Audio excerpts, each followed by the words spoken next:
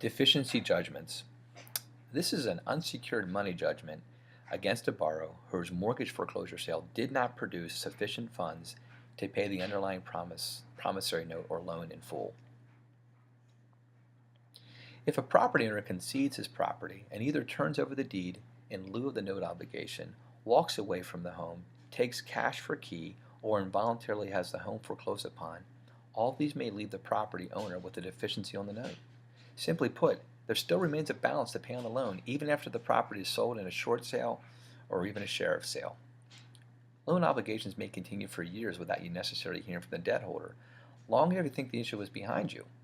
You may still be contacted to fulfill the obligation of the note. You may have a better option with all the risks that still remain after losing the property, and that is to challenge the banks. Go on the offensive. More about this later. 12 states are non-recourse states, however. In these states, the bank is prohibited from going after a foreclosure victim for the balance of the mortgage post-foreclosure sale. The non-recourse states include California and Arizona, Alaska, Connecticut, Idaho, Minnesota, North Carolina, North Dakota, Oregon, Texas, Utah, and Washington State. Recently, a client of ours came to us with a statement that his bank was about to issue a 1099 for $700,000 of forgiven debt. If you owe a debt to someone else and they cancel or forgive that debt, the canceled amount may become taxable.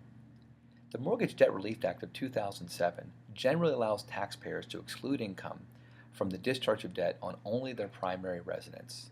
Debt reduced through mortgage restructuring as well as mortgage debt forgiven in connection with a foreclosure qualifies for this relief.